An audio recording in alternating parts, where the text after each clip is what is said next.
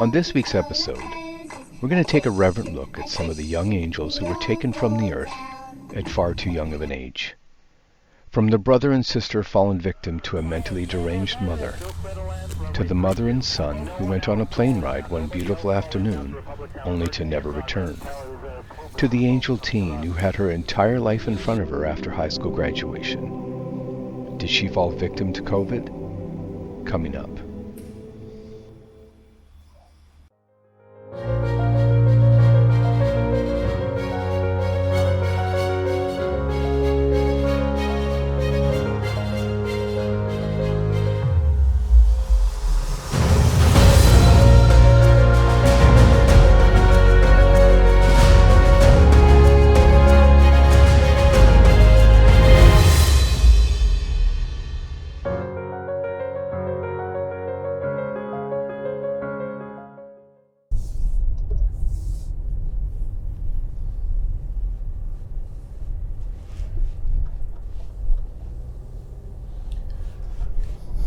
Good morning, light seekers. It's a beautiful Sunday morning.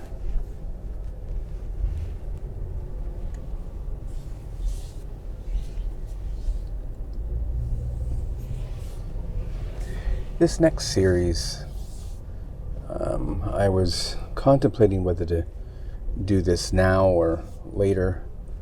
It's a more difficult series to do, just because it involves children, and but I've found just the energy lately that I'm getting, a lot of it's been coming from children, infants, and toddlers that are, that died a long time ago. So I felt, no, I think now's the right time. So as you can probably guess, today's series is going to be on infant and children that have passed away, and sort of I've got some touching ones that are actually can be quite emotional, so forewarning, this is maybe more of one of the more sensitive topics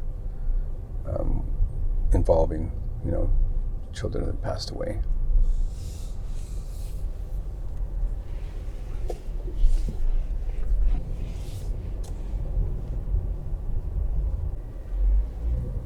So, heads up, maybe today's episode is maybe not as cheerful as, I don't know how cheerful talking about people who've passed away could be anyways, but it's just a little harder today, being how that we're on the subject of children.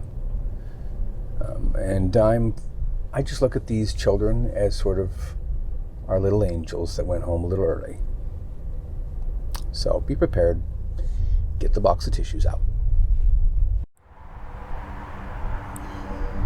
We are in the children's section. The babies and toddlers, they have their own section, most of them, because, they have smaller headstones, smaller coffins, and so they have different needs.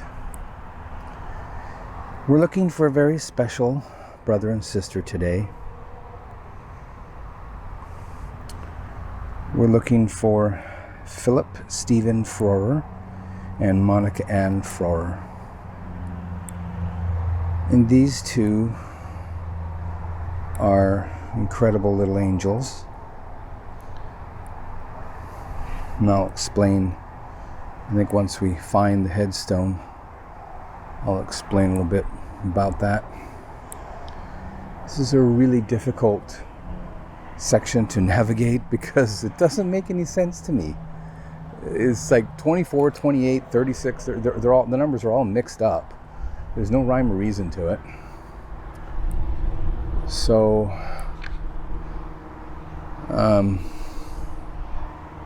it's really difficult to know where I'm at. So you see, this says 75. See, the numbers doesn't. Here's 75, and then it goes 24, 38, 25. It just doesn't make any sense. But if I'm going to go with the way it's just 24, I would think that more north is going to get me closer to where I need to be.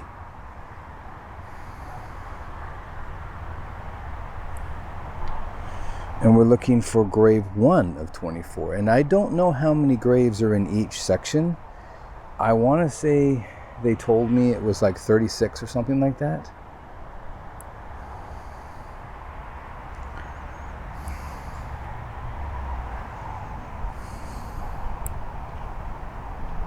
So they're in rows of like 11 or something like that. So if that was 40... 24. I want to say this is the first row here in this section. Let's see what this says. Okay, so we're still in 24. So I think we need to come this way.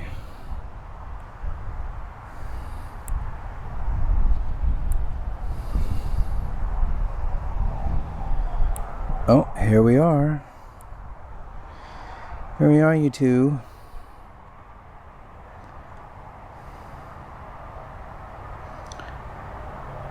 Froerer, Monica Ann, and Philip Stephen.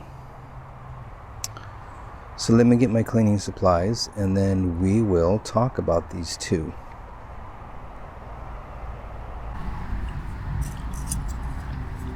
Well, Monica and Philip Froerer here are very special angels. They, very sadly, were killed by their mother. They were both strangled in their home in Ojai. She had 5 children. I'm not going to mention her name because I don't think that she deserves any sort of recognition. It's my own bias, I realize. I'm trying to be somewhat non-biased, but I can't be completely non-biased about this. So the mother was mentally ill, clearly, and had been on some kind of sort of mental release from the hospital in Camarillo. And the father, they had 5 children, and the father had taken the other 3 kids to school for school preparations.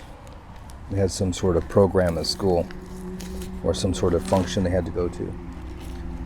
And while he was at school with the other 3, the mother went on a rage and killed her 2 kids, these 2 lovely little angels. So we're giving special recognition today for these 2 sweeties whose life was cut short, cut very short. Ring a roses, a bucket full of posies, a tissue, we all fall down.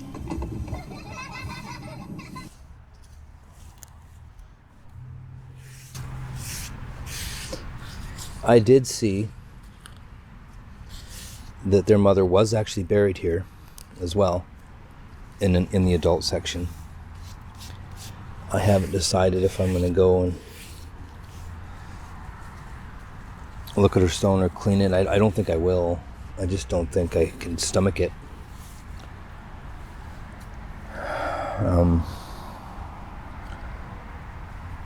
So we're going to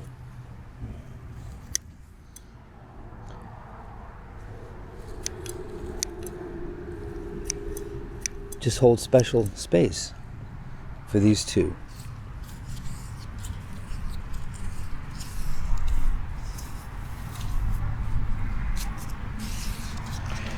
For Monica Ann and Philip Stephen Froerer.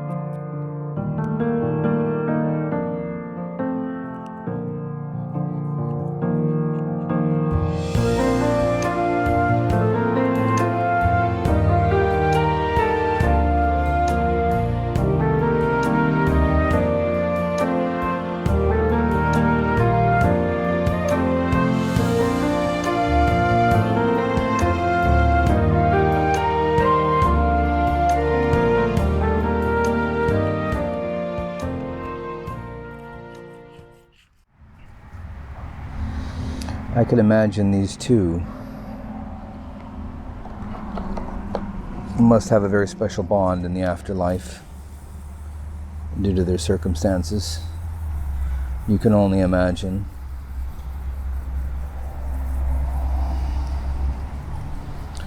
That they have an incredible bond.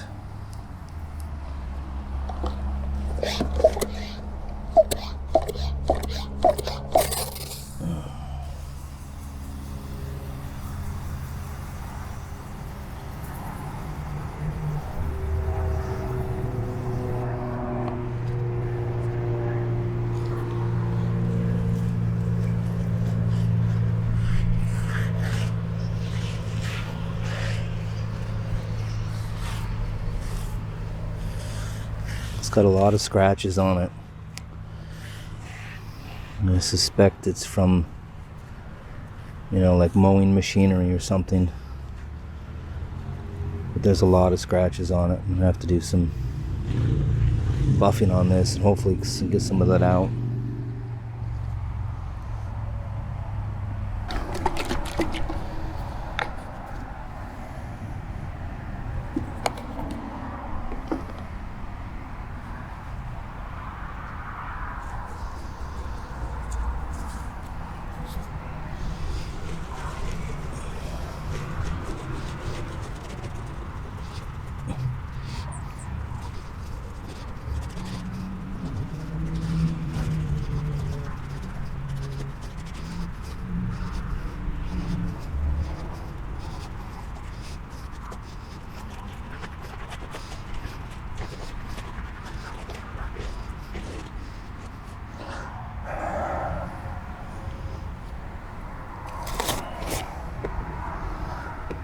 There you are, little angels. My goodness. Monica Ann Froerer, born 1964, passed away in 1967. And Philip Stephen, born in 1965, passed away in 1967. May both of you rest sweet in the arms of God.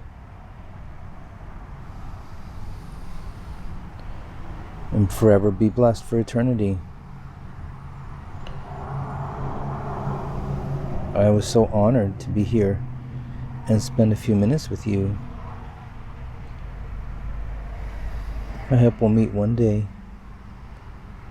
God bless.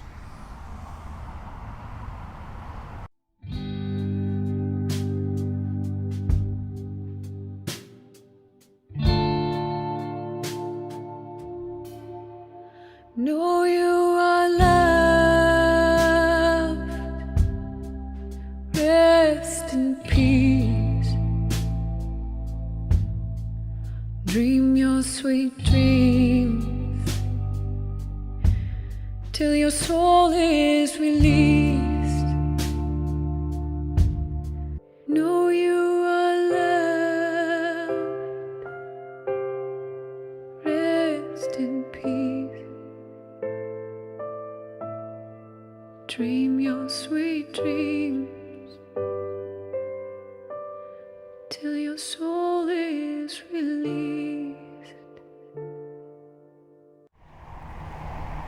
So we are looking for David Moore. He was born March 15th, 1953, and he lived just 12 days and passed away on March 27th, 1953. And he is in lot 30, 48. And this is the most confusing part of the cemetery, is the children's section. I think they intentionally make it difficult. It's really, really hard. And then they got some areas called CR. I have no idea what that is. Okay, so we determined that this was 53, right? And we want 48, so 52, 51, 50. Oh, here we are. There's David Bruce Moore. Oh, sweetie. You can definitely clean your stone, little boy, and get it looking shiny.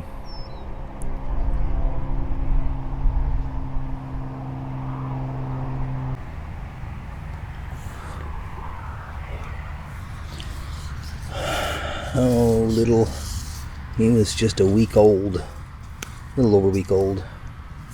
He was a baby. That's gotta be so hard to lose your baby.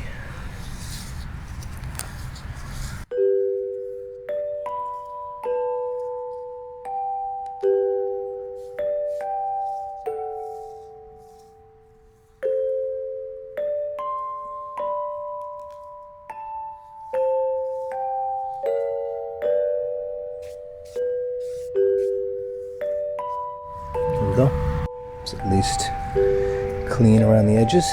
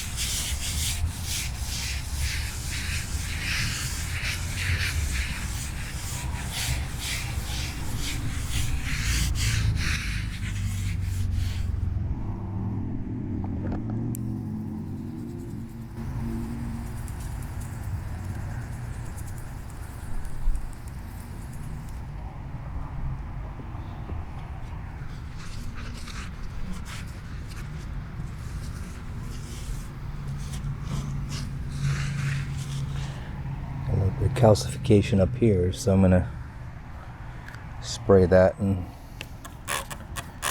get that off. That's pretty easy. It's not very much, just a little,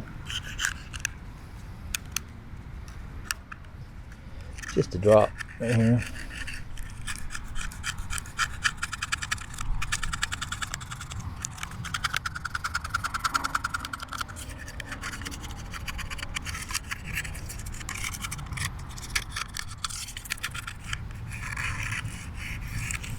That's it.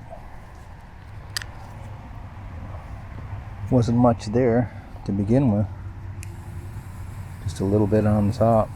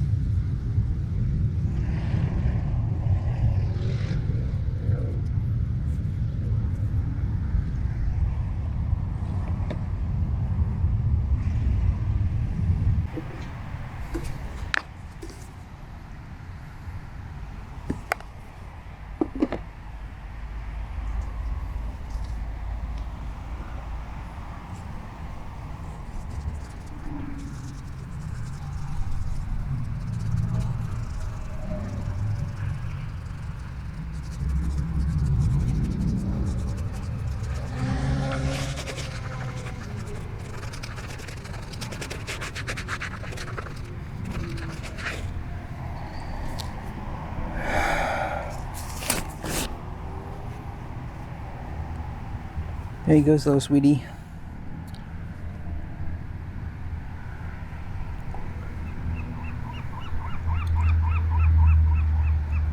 David Bruce Moore. Born March 15th, 1953. Went back to our Lord March 27, 1953. God bless you, little sweetie.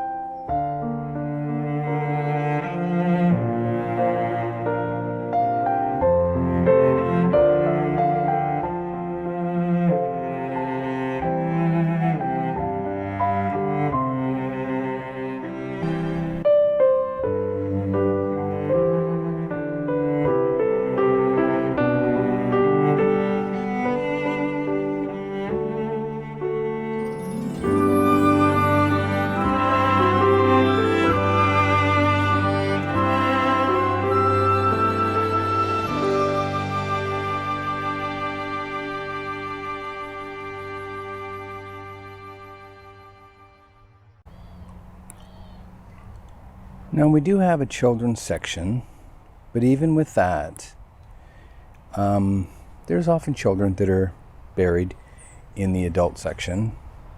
It's usually because they're going to be buried with their parents. And this is a situation we're looking for now. We're looking for a David Spoon who was just 4 years old when he passed away. And I will tell you the other part of the story once we find the headstone. And we're looking for section 20. It's got to be right up at the top near the front here, because that's a real low number. So it's got to be, yeah, see that says 1920, so we're real close. It's going to be right in here.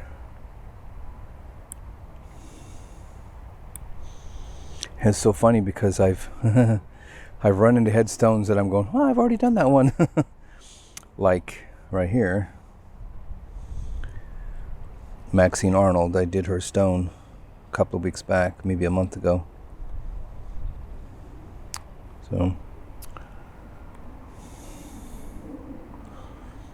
So I've done enough stones now that I'm actually running into stones that I've actually already done. I've done that many, but enough. There is, okay, Lynda and David Spoon.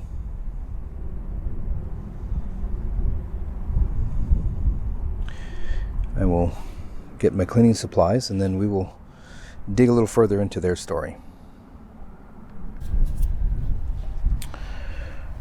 Okay, so we are here visiting Lynda and David Spoon. I had mentioned earlier about David Spoon being her son and passing away on this day. But wait a minute, why did the mother pass away the same day? So that obviously brought some curiosity to me, and so I had to do some research.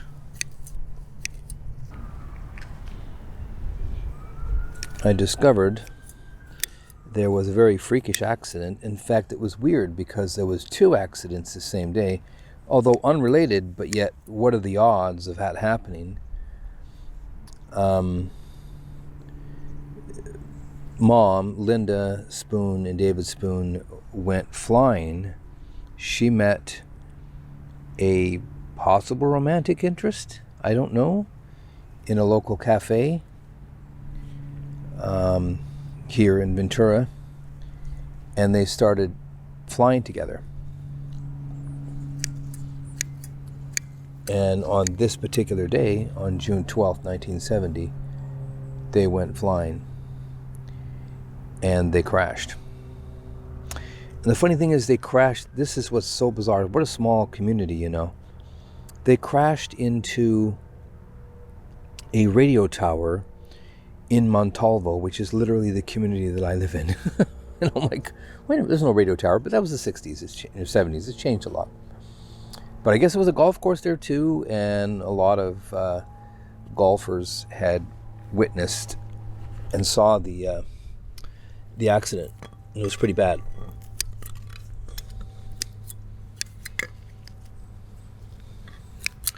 Because when they did finally get to the wreck, it was in bad shape. It was on fire, and the whole one side of the plane was completely ripped apart as it kind of hit the river bottom, Santa Clara River. So, yeah.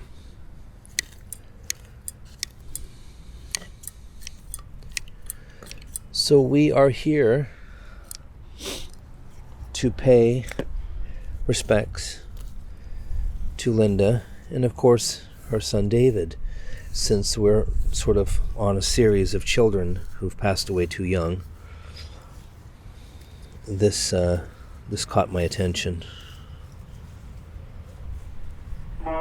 The cockpit, immediate landing. Roger, continue the straight in, and I'll have you clear to land. I'm going to turn off my radio. Roger, you are clear to land, runway 32. Mayday. Still clear to land, runway 32. No one else call inbound. Nobody else call inbound to Republic Tower. Emergency in progress. There's a plume of smoke coming about a mile from the end of the runway. It's interesting how I'm sure NOTAMs and everything in ground clearance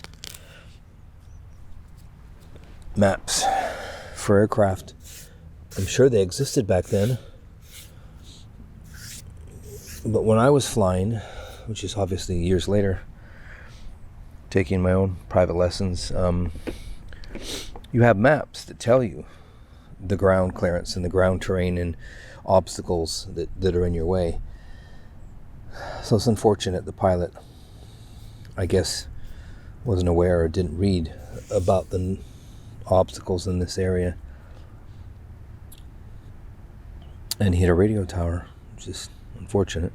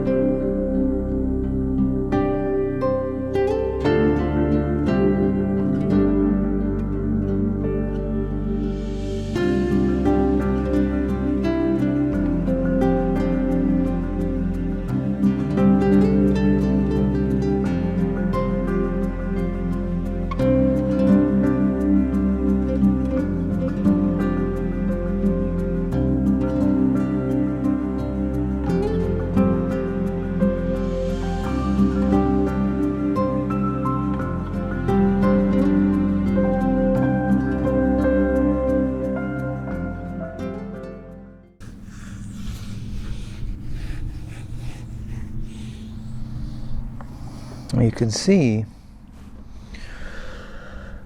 this has a lot of calcification on this middle part, and some of it's chipped out, but I mean, I could never even contemplate getting all this off. There's no way.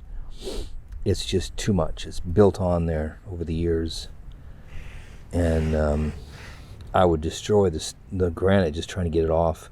You can see where it's chipping off here, but to get all that off, no. So sometimes you just have to sort of get it as clean as you can, but then understand that, you know, it is a headstone after all, and it's been out in the weather for years. So, you know, this has been out on the weather for 53 years, and it's just unfortunately the way it is.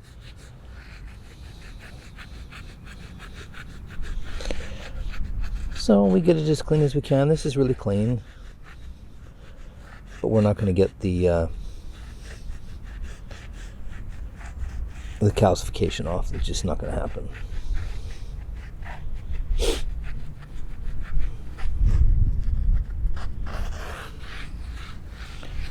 But the rest of the stone shined up nicely. It's also this little band here that always this nice and shiny.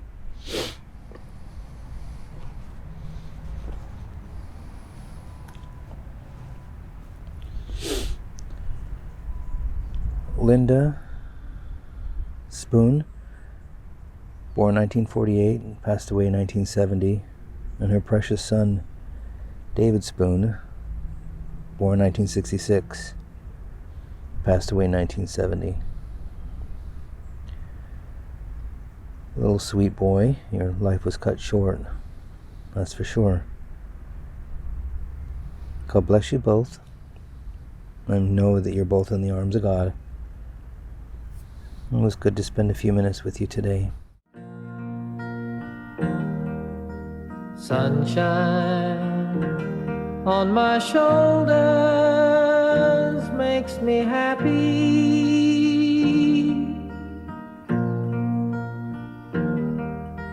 Sunshine in my eyes can make me cry.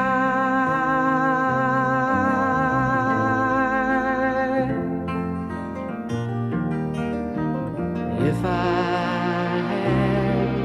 had a day that I could give you,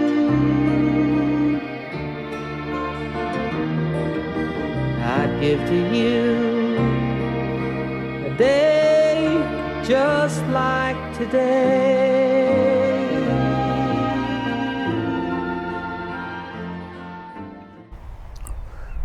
This is another young toddler. It's a young girl, passed away when she was 6, and it's Marise Imamura, or better known by her family as Cookie, which is so sweet. And I saw the headstone from the street. I think I've got the one already, so I'm hoping this is it. I saw the headstone. One thing that's very unique about the Japanese is interesting. They like vertical headstones. You can see there's very little vertical headstones in this cemetery. And then you come to this section, which is all the Japanese people, and they're all vertical. Well, a lot of them. Not all of them, but a lot of them. So it's interesting. There's clearly a culture with the vertical headstones. So let's see if this is... Wow, there's a lot of family members in this family here. Here's Masatoshi and Kyoko. Those look like those could be parents. Oh no, there's a father, 1893 to 1966, and a mother.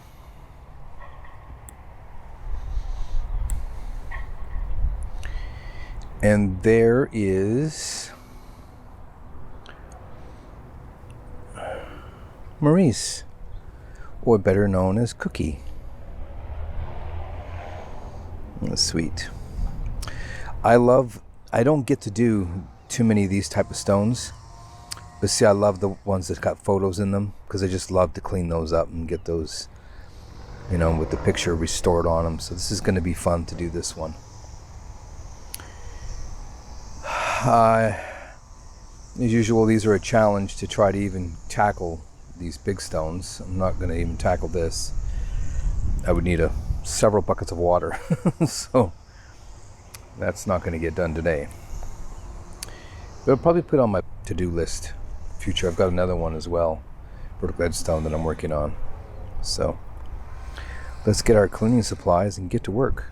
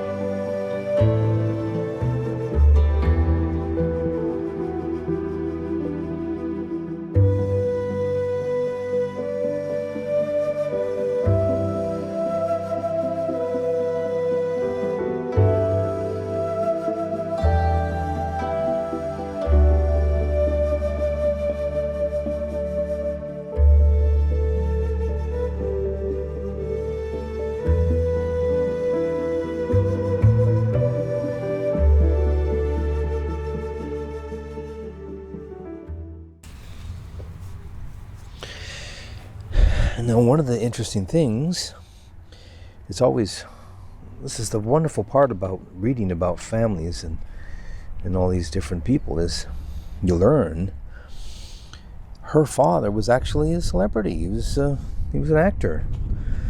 Now, he may not have been no Bruce Lee, but he was a pretty well-known actor. His name was Hideo Imamura, and he was in quite a few films in the 50s and 60s, right into the 70s. He actually was also in an internment camp in the Tule Lake relocation camp once, United States got into the war, World War II. So, but he proudly served in the Army after he got out. And then after he got out of the military, he got into acting and was evidently quite pretty successful.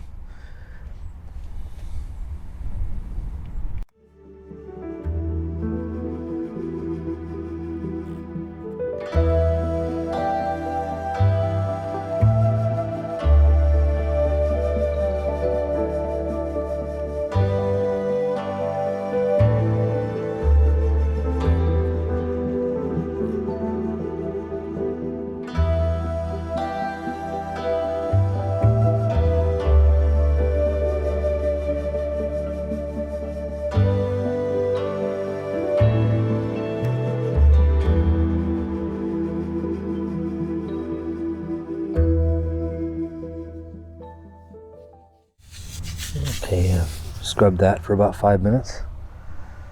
Get a little bit clean. Let's rinse it off. Wind's picking up. Unfortunately, I tried looking for information on what happened to little Marise Cookie, but there just is, as always with minors, there's very scarce information online. Usually it's really hard to find anything more than what could be found in like a census record or an obituary, but I couldn't even find an obituary for her. So yeah, it's a little bit of a mystery what happened to Cookie.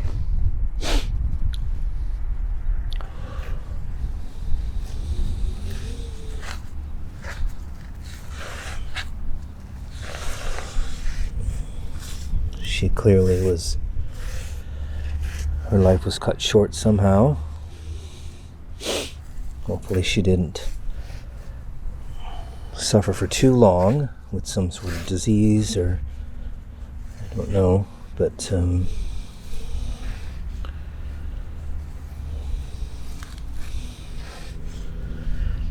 look how good that picture is already coming out.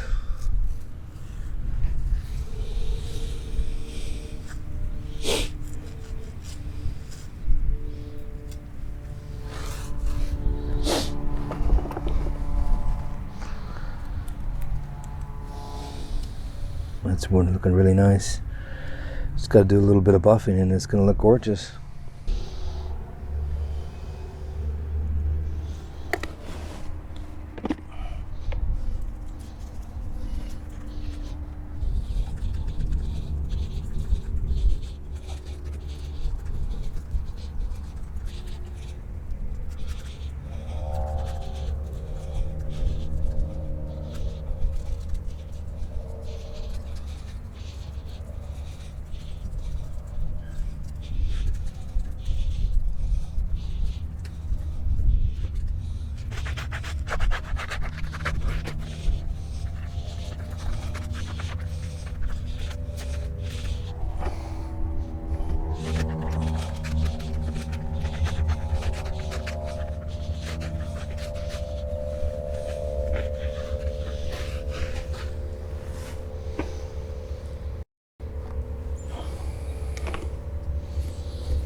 There you go. Marise Imamura, or Cookie, born August 30th, 1966. Born the year I was born, but passed away unfortunately January 27th, 1973. Cookie, God bless you. I know you were loved. You had a loving family. So I know you were surrounded in God's love.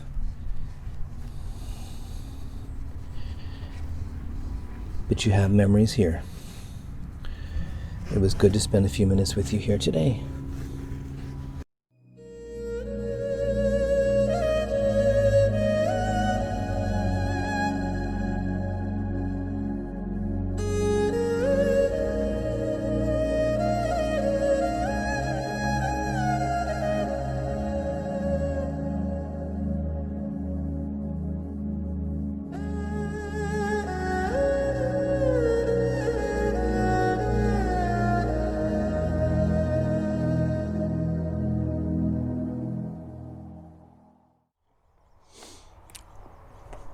Okay, our last child, she's more a teenager.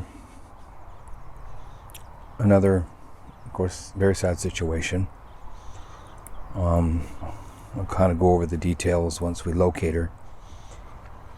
But what's funny, no, it's not really funny, but what's just odd is I actually ran into her stone before when I was doing some other search up here for somebody else. I remember seeing her stone and thought how beautiful it was and how I would love to come by and clean it one day.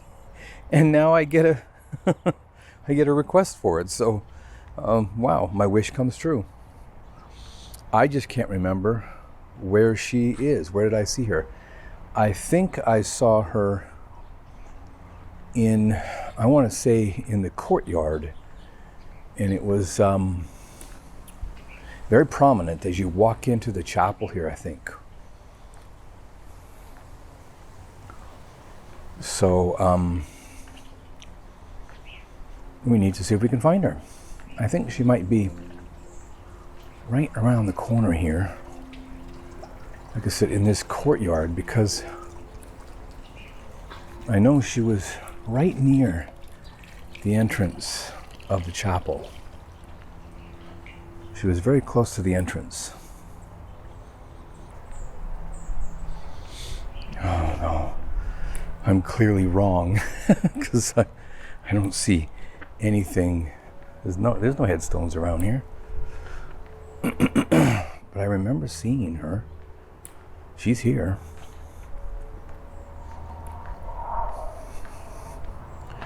And this is section J.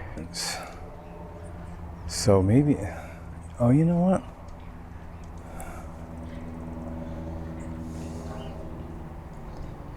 Over here, I remember this sort of bench with this stone scriptures.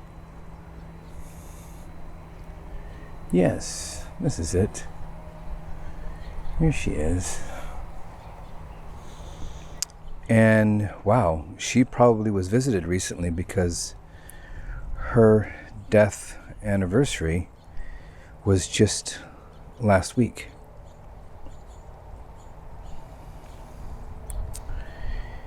Erica, Grace, Conchas,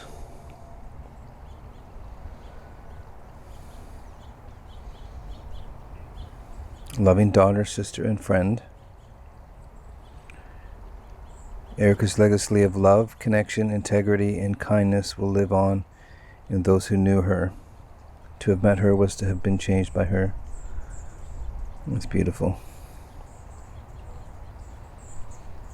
And there's a sweet little bee who's busy pollinating right there. I don't want to bother the bee. There's a few bees. Maybe I'll... Oh, is he moving on? No, not really.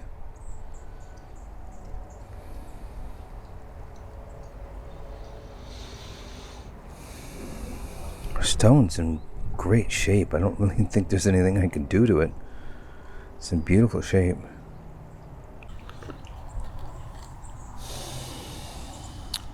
Erica Grace Conchas. She was just 18. Just had her whole life ahead of her.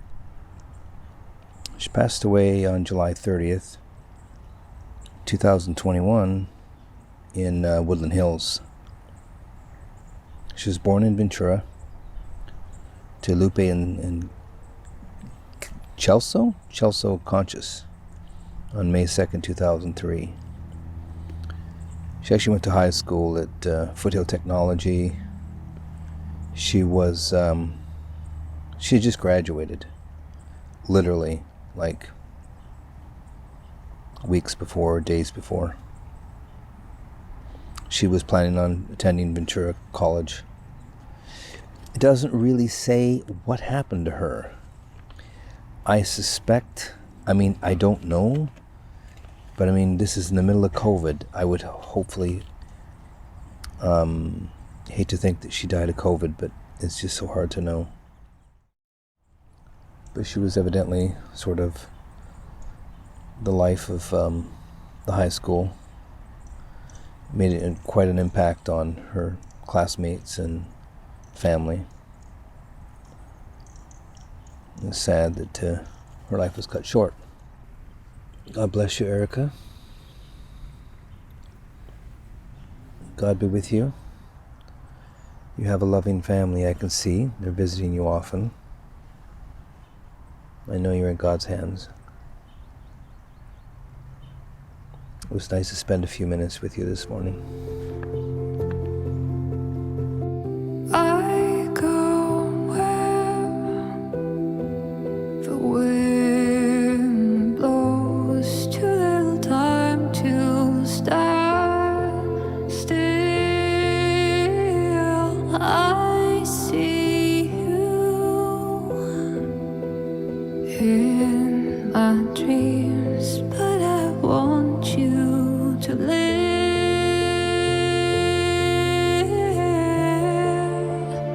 Now is all we got, so change your train of thought. Sometimes we fall apart, shake it a little. We play it with our lot, 'cause now is all we got.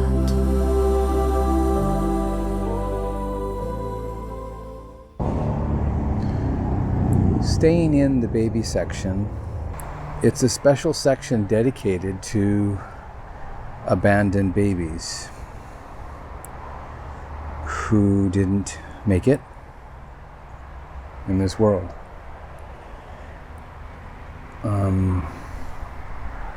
There's some beautiful little stones around here I was looking at. This one is so sweet.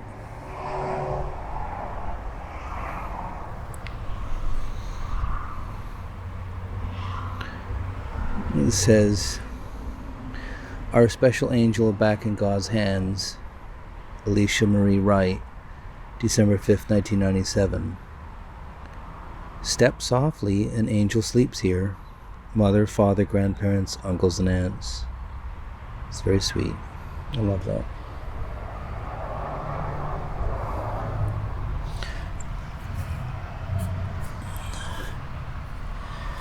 This one says, "Our darling twin, Helena Rose Breaker, December 10th, 2006. The Lord watch between me and thee, when we are absent one from another." Genesis 31:49.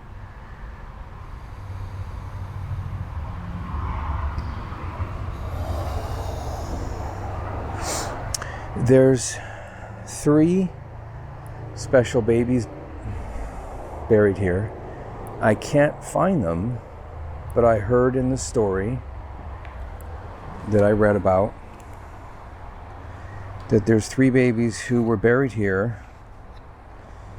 They didn't have any names, and so they gave them names and headstones, but I can't find them. It's supposed to be Tony, Joseph, and Jordan, but I don't see them.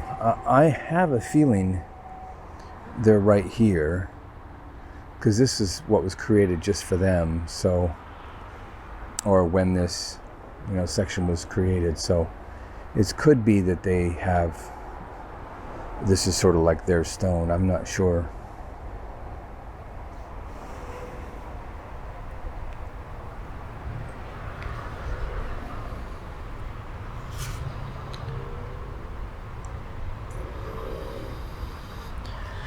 What does this say?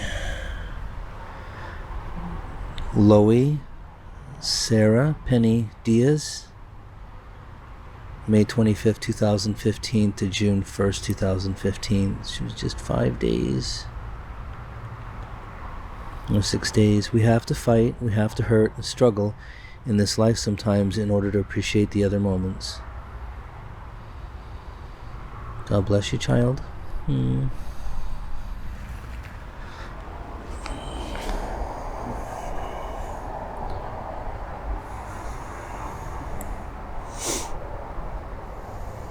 It's got some fresh flowers on it, so somebody's been by to see their little one. And of course it's in Spanish, so I can't read it. But it's Emiliano Vasquez, October 5th, 2020.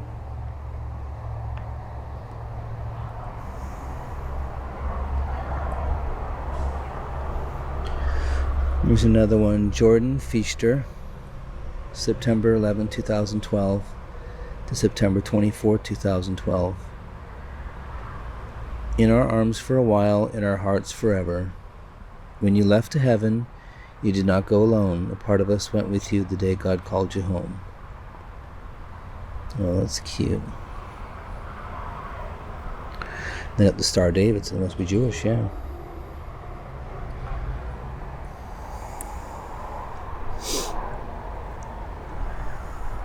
Anyways, I wanted to show you this. I thought this was a little bit more uplifting way to end this series. It's always sad to hear about children and infants who passed away so young. But it's pretty that they have a little section here dedicated to the little ones. The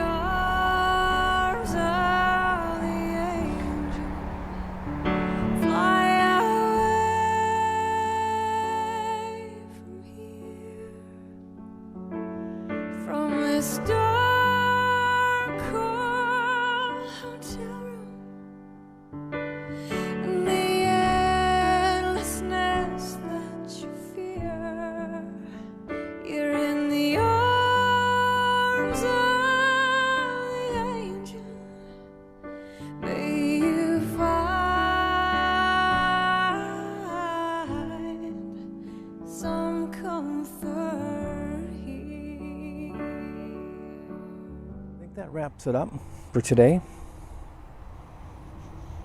I hope you've enjoyed us taking a little further look into the lives of these precious people, especially those sweet little lovely angels in the beginning, the babies and the toddlers.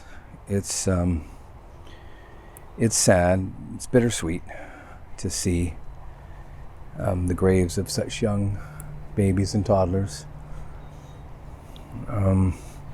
I think I do this, if anything, is to offer reflection on how precious our life is and how much we should cherish those that have gone before us. This discovery that I'm on has changed my life, I know that, and has caused me to cause deep reflection on myself and my own mortality and what it all means. So I hope it's doing the same for you. Until next time, God bless. Take care.